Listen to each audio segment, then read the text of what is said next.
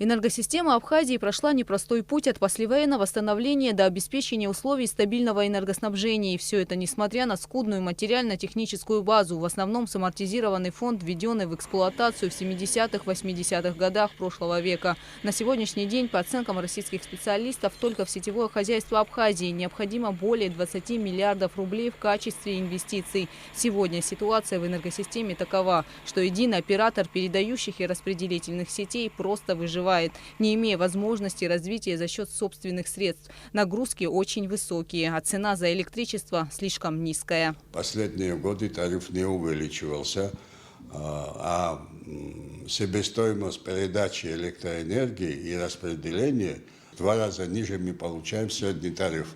Наше население платит приблизительно 22% электроэнергии, которую они потребляют.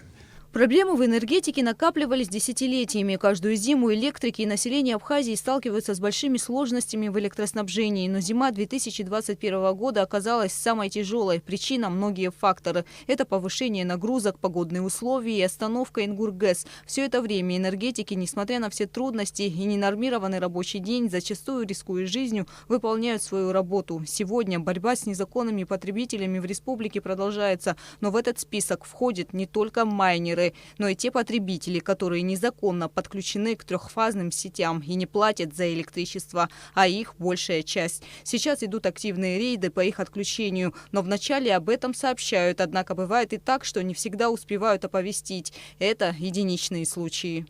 Трехфазные, кто имеет потребителей, если оно не имеет разрешения, специальное разрешение от Черноморэнерго, их предупреждают. Если не оформляют, тогда их отключают.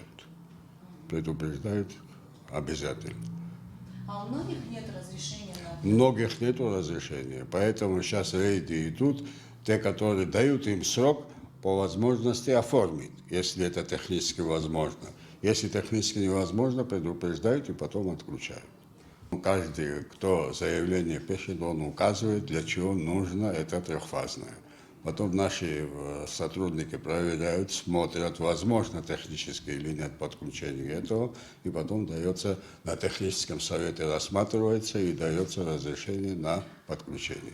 Из-за сложившихся обстоятельств в энергосистеме Абхазии энергетикам приходилось и приходится принимать решения, связанные с большими неудобствами для населения, вводить ограничения. И если бы не эти меры, то, по словам специалистов, произошла бы катастрофа, и энергосистему страны сохранить бы не удалось. Весной из-за дефицита в электроэнергии свет стали отключать каждые 3 часа. Отключили и немало криптоферм. Все это дало свои результаты. График изменился, но отключения пока будут продолжаться. Сейчас мы днем отключаем 1 час и ночное время 2 часа по всей республике по графику.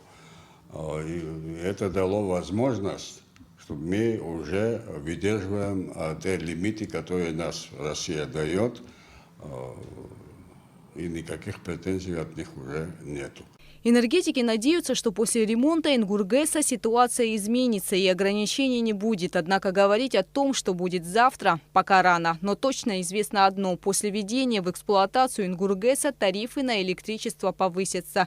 Однако происходить это будет поэтапно. На сегодняшний день рассматривается ряд перспективных проектов по выводу энергетики из катастрофического положения. В связи с непростой ситуацией в этой области к населению Абхазии обращаются люди, стоявшие у истоков создания независимой энергосистемы Абхазии, с просьбой отнестись к происходящему с пониманием.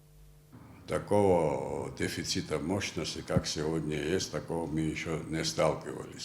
Просьба ко всем нашим потребителям с пониманием отнестись к этому и поддержать энергетику. А мы со своей стороны сделаем все для того, чтобы максимально обеспечить электроэнергией наше население. Обращение Юрия Кучуберия поддерживают и другие ветераны энергетической отрасли, заслуженные энергетики Республики Абхазия. Гугуцавардания, Михаил Братухин, Абхазское телевидение.